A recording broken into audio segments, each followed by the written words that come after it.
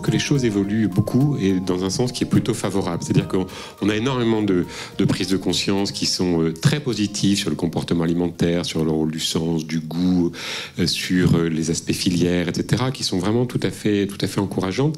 Et je trouve que précisément, on a peut-être péché, nous nutritionnistes, en médicalisant trop l'alimentation. On ne mange pas pour sa santé. Même si ça fait du bien à sa santé, il faut trouver des moyens pour que ça puisse rentrer en œuvre.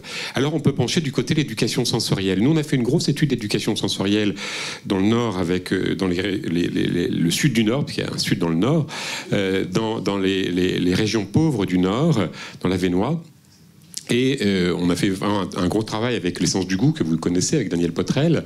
Et malheureusement, on n'a pas eu de résultat qui était escompté. On était extrêmement déçus. C'est-à-dire, vous cherchiez quoi? C'est-à-dire qu'on cherchait, à travers une éducation sensorielle, les classes du goût, on cherchait à ce que, un an après, donc quelque chose de vraiment tout à fait significatif, plus d'un an après, l'attitude des enfants, le choix des enfants devant des situations change. Ça n'a pas changé. L'analyse qu'on a faite, c'est qu'on n'a pas touché les parents comme il le fallait. Et en fait, il me semble que le plus important, c'est qu'on n'oublie pas que l'école, elle a un rôle, mais que de toute façon, l'éducation, c'est quand même le rôle des parents.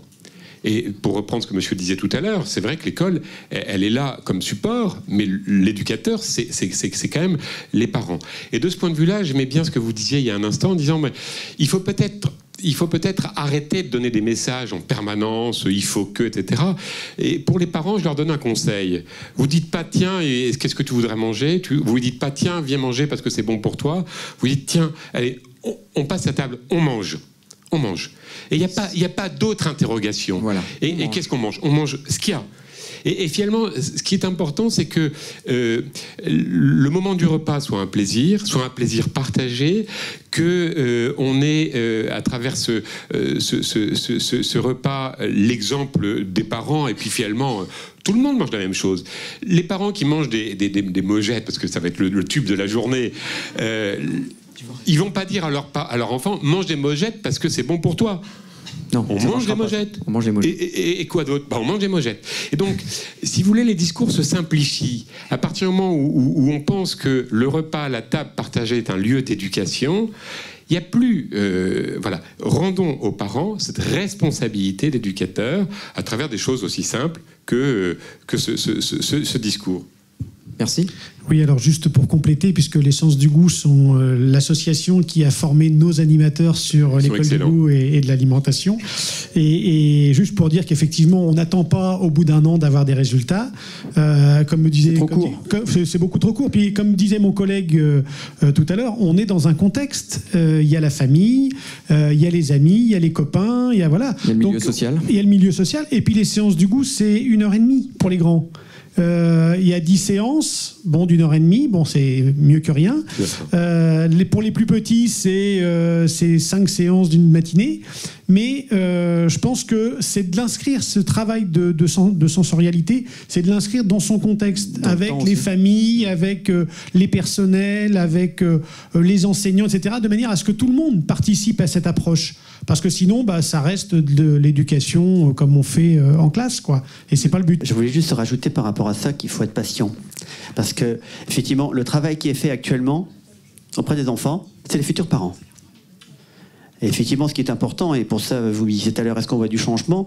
Effectivement, il y a 25 ans, les personnes que l'on avait en formation encadraient des enfants qui sont devenus les parents. Et c'est ce travail-là, c'est une longue haleine. Et effectivement, je veux notamment revenir sur les différents intervenants, les différents formateurs, les différents partenaires. Si on avait tous, je dis bien si on avait tous, parce que ce n'est pas toujours le cas encore, tous un discours global. Parce qu'on n'est pas si nombreux que ça à avoir un discours global. Il y a encore des ultras, les ultra-hygiénistes. Il y a quand des ultra-nutritionnistes aussi. Il y a des ultra-éducateurs, ultra-animateurs qui vont laisser faire n'importe quoi. Si on avait au moins tous, dans les actions qu'on a, instiller une espèce de culture commune de base et que chacun agit dans son domaine après et qu'on n'oublie pas les autres. Parce que je pense que c'est ça qui fait la force après.